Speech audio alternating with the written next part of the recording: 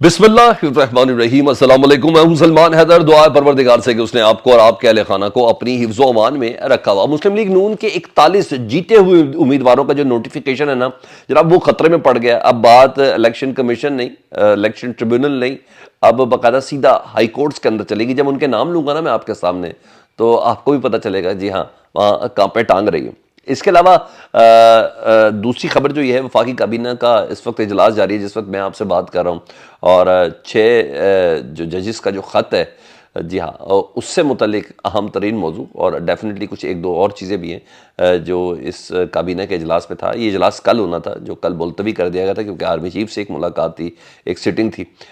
उसकी कुछ ख़ास बात है। आज़म सवाती साहब इलेक्शन कमीशन को सरप्राइज़ देने के लिए खड़े हो गए जी। जुल्फ़ी बुखारी साहब ने जो उनका सेनेट की नशिस्त थी उससे उन्होंने सरेंडर कर दिया है, और उसकी एक बड़ी वजह या उनको कोई मैसेज कम्युनिकेट हुआ है या क्या नहीं, हम आगे चल के उसके ऊपर बात करेंगे। चीज़ें आपके सामने रखता हूँ। रिक्वेस्ट ये, अगर वीडियो देखते हैं और चैनल सब्सक्राइब नहीं किया तो चैनल सब्सक्राइब कर दें ताकि मेरा और आपका ये राब्ता बहाल रहे। सबसे पहले वफाकी काबीना के इजलास पे बात कर ले जी। ये कल होना था और पोस्टपोन हो गया था क्योंकि आर्मी चीफ साहब मौजूद थे एक इजलास में, और तमाम वज़ीर आला भी थे, सिक्योरिटी से रिलेटेड बहुत सी चीज़ें थी, और चारों सूबों के वज़ीर आला उसके अंदर मौजूद थे, दीगर आम शख्सियात भी इसमें थी। तो ये आज इजलास हुआ काबीना का, और 6 जजेस का ख़त इसमें अहम तरीन मौजू है जी, जिस पर काजी फाइज़ साहब के साथ जो वज़ीर आज़म के मामला तय पाए थे ना कमीशन की तश्कील के हवाले से, आज उसको काबीना ने बाकायदा तौर पर मंजूर करना है। और जो TORs हैं ये कल डिसाइड हुए थे मगर पब्लिक नहीं किए गए थे कि इस इंक्वायरी को कहाँ तक, किस हद तक लेके जाना है, किस किस को, ये कमीशन को किस किस से मुलाकात करने की, किस को तलब करने की इजाज़त होगी। क्या ये 6 जजेस जिन्होंने ये ख़त लिखा है, क्या ये एक आज़ाद सिविलियन और रिटायर्ड जज जो है, क्या वो बुला सकता है इन 6 जजेस को? और इसके अलावा जिन जिन एजेंसीज़ के ऊपर, जिसमें डेफिनेटली ISI भी है और दीगर भी एजेंसीज़ भी हैं, उनसे मुतलिक प्रोब करना है, तो उनके सरबराहों को बुलाने का ये है। तो बहरहाल आज बड़ा एक पुलसरात है, चाहे इसके कि पूरा पाकिस्तान वकुला फ्रेटर्निटी और सवाए हकूमती नून लीग के है, पीपल्स पार्टी भी इस पर कुछ ख़ास नहीं बोल रही, कोई भी नहीं चाहता कि ये जो 6 जजेस का जो एलिगेशन है ये कोई आज़ाद और कमीशन तस्वुर किया जाएगा या कोई रिटायर्ड जज इसकी सरबराही करेगा। तो बहरहाल मेरा ख़ुद भी इसमें मानना है कि ये इस कमीशन ना ये अहलियत रखता है, किसी भी किस्म का तगड़ा मर्जी हो ये अहलियत रखता है। ये डायरेक्ट सुप्रीम कोर्ट का डोमेन बनती थी, उनकी ज्यूरिसडिक्शन बनती थी, उनका प्रोरोगेटिव बनता था, उनके पास दरख्वास्त लेके गए थे, हुकूमत के पास लेके नहीं गए थे, क्योंकि हुकूमत खुद बजाते खुद पार्टी है और बेनिफिशरी है इन तमाम इल्ज़ामात की, तो वो कैसे एक कमीशन तश्कील दे सकती। तो बहरहाल आज उन TORs को भी पब्लिक किया जाएगा, और मैंने बताया कि पूरे पाकिस्तान से नामंजूर उस कमीशन का, जी हाँ, शायद सरबराह का भी आज बाकायदा तौर पर ऐलान हो जाएगा। तो ये पोजीशन है इस वक्त। हाँ, दीगर वजारतों को अहदाफ आज दिए जाएंगे जी, बल्कि दिए गए हैं और मुकर्रर वक्त दिए गए हैं कि इन औकात में, और वीडियो लिंक पे, क्योंकि बहुत से वज़रा इस वक्त इस्लामाबाद के अंदर मौजूद नहीं है, तो क्योंकि वीकेंड भी है, वो अपने अपने घरों में भी होंगे। तो इलेक्शन कमीशन से हवाले से भी मैं आपको बता दूँ, उन्होंने स्टेप उठाया था ना KPK के सेनेट के इंतखाबात के हवाले से, कि हम सेनेट के इंतखाबात मुलतवी कर देंगे अगर मखसूस नशिस्तों पर हलफ बर्दारी नहीं हुई ना। तो KPK की हद तक तो उन्होंने कहा था ये नहीं होगा। तो KP हुकूमत बतौर फरीक सुप्रीम कोर्ट, तो पेशावर हाई कोर्ट के इस फैसले के ऊपर चली गई है, और पेशावर हाई कोर्ट को फैसला और इलेक्शन कमीशन का इकदाम, ये दोनों चैलेंज होगा। लेकिन आज़म सवाती साहब सेनेट इलेक्शन के उम्मीदवार हैं और KPK से ही हैं, तो उन्होंने इलेक्शन कमीशन के इस फैसले को ना पेशावर हाई कोर्ट में चैलेंज कर दिया है इन अल्फाज के साथ कि सेनेट के इंतखाबात का इल्तवा गैर कानूनी है, और इलेक्शन कमीशन का 26 मार्च का फैसला कलअदम करार दिया जाए, ताकि 2 अप्रैल, 2 दिन तो सिर्फ रह गए ना सर, 2 अप्रैल को सेनेट इंतखाबात का इनेकाद यकीनी बनाया जाए। तो इंतखाबी अमल इससे मुतासर होगा। मतलब पेशावर हाई कोर्ट एक तरफ और सुप्रीम कोर्ट में दूसरी तरफ चैलेंज हुआ है। देखें क्या फ़ैसला आता है, 2 दिन बाकी रह गए हैं, और बहरहाल इस प्रोसेस को चलते रहना चाहिए। मगर इलेक्शन कमीशन में आपको पता है ख़ुद भी एक अदद पार्टी हैं, तो वो पार्टी बन जाते हैं फ़ौरन से पहले क्योंकि उन्हें हर वो इकदाम करना है जिससे मौजूदा सेटअप को सपोर्ट मिल सके।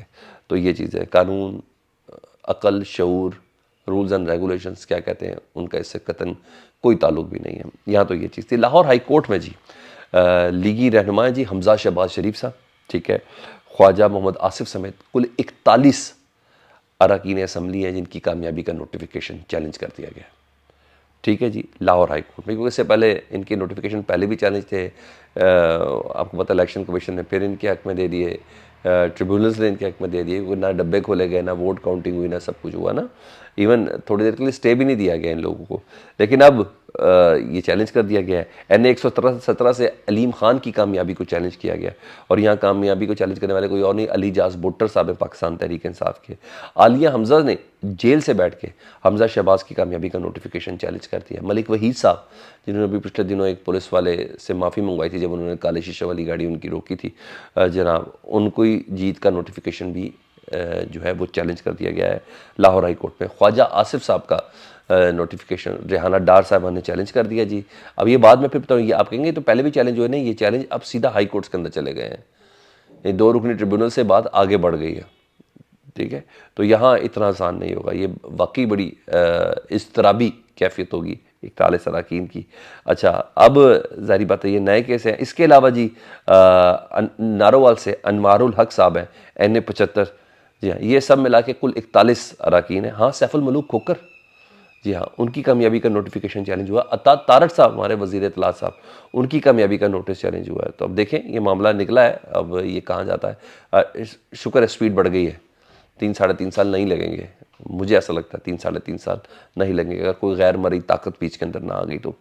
زلفی بخاری صاحب نے اپنے کاغذات نامزدگی کے مسترد ہونے کو چیلنج کیا تھا کہ کیونکہ آپ کو پتہ سینٹ انتخابات میں پنجاب سے بلا مقابلہ لوگ منتخب ہوئے تھے ایک سرٹن انڈرسٹینڈنگ کے بعد. تو اگر یہ کاغذات نامزدگی قبول ہو جاتے ہیں تو ظاہری بات ہے زلفی بخاری بلا مقابلہ سینیٹر بن سکتے تھے, ورنہ اگر نہیں قبول ہوتے تو راجہ ناصر عباس صاحب MWM مجلس وحدت المسلمین والے وہ بن جاتے. تو زلفی بخاری صاحب نے اپنے کاغذات نامزدگی مسترد ہونے کے خلاف جو چیلنج کیا تھا نا, اس کو انہوں نے واپس لے لیا. اب راجہ ناصر عباس صاحب ہی سینیٹر بن گئے ہیں یا بن جائیں گے. زلفی کہتے ہیں کہ میرے کاغذات بالکل ٹھیک تھے, اٹیسٹیشن کا بہانہ بنایا گیا, میرے وکیل سلمان اکرم راجہ نے پوری تیاری کی تھی اور میری کامیابی یقینی تھی, ہم کیس جیت بھی جائیں گے.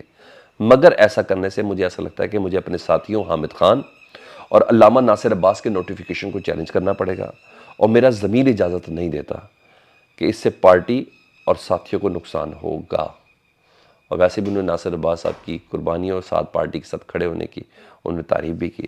مطلب ناصر عباس صاحب کے حق میں سینٹ کی نشست زلفی بخاری صاحب نے سرنڈر کر دی ہے. اور مجھے ایسا لگتا ہے چلو یہ تو صحیح ہے, مگر ہم بینگ اے جرنلسٹ میں صرف اتنا ہی کاپی پیسٹ نہیں کر سکتا نا, اس پہ تجزیہ بھی ہو سکتا ہے. شاید زلفی بخاری صاحب کو کسی پیٹرن پر کمیونیکیٹ بھی کر دیا گیا ہوا کہ یار یہ جو اٹیسٹیشن کی بنیاد پر جو ہم نے کاغذات نامزدگی مسترد کیے تو سمجھ جاؤ ہم نے تمہیں سینیٹر نہیں بننے دینا, تو تم اس طرح کی ہیل و جت کر کے نا کیوں اپنا نقصان کر رہے ہو یا اپنی پارٹی کا نقصان کر رہے ہو, تو اس کو آگے بڑھنے دو, پارٹی کو مشکل میں نہ ہی ڈالو تو بہتر ہے. تو میرا خیال ہے یہ بھی چیز ہو سکتی ہے کہ زلفی بخاری کو کمیونیکیٹ بھی کر دیا گیا ہو. یہاں چیز ہے. ہاں, عمران خان صاحب سے آپ کو پتہ ہے ملاقاتوں والا معاملہ ہے, تو ہائی کورٹ نے باقاعدہ طور پر SOPs طے کر دیے ہیں جو, اور جیل سپرنٹینڈنٹ کے ساتھ یہ پاکستان تحریک انصاف کے فوکل پرسنز مقرر کر دیے گئے ہیں جناب. اور ملاقات آپ کو پتہ ہمیشہ سے مسئلہ رہتی ہے, ہائی کورٹ سے اجازت لینی پڑتی ہے, اور یہ وہ جو ایک بڑا زبردست شجر ممنوعہ بنایا ہوا ہے. تو اب بیرسٹر گوہر, شیر افضل مروت اور بیرسٹر عمیر نیازی جیل ملاقاتوں پہ عمران خان صاحب کی یہ فوکل پرسن ہوں گے, اور یہ باقاعدہ معاہدے کی شکل میں طے ہوا جی. یہ بڑی بات ہے. تو منگل اور جمعرات, جی ہاں, فیملیز کے اراکین اور وکلاء یا قیادت یہ ملاقات کر سکے گی. اس کے علاوہ بھی فیسیلیٹیٹ کیا جا سکتا ہے, مگر فوکل پرسن یہ 3 افراد ہی ہوں گے. سر یہ چل رہا ہے اس وقت, اپنا بہت زیادہ خیال رکھیں. لیکن ہاں یہ چیز اب سامنے آ گئی ہے کہ جسٹس تصدق حسین, جی ہاں, جیلانی ڈسٹرکٹ انکوائری کمیشن کے سربراہ ہوں گے. یہ خبریں چل رہی ہیں کابینہ میں, میں نے کہا تھا کہ آج یہ اعلان ہو جائے گا.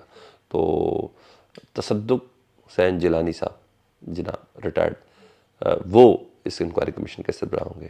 ان کے سربراہ ہونے پہ اتنا مسئلہ نہیں ہے, ہم خیر آگے مزید اس کو ڈیگ آؤٹ کریں گے, لیکن ان کے قابل قبول ہونے پر ڈیفینیٹلی اس پہ بات کرنا زیادہ ضروری ہوگی.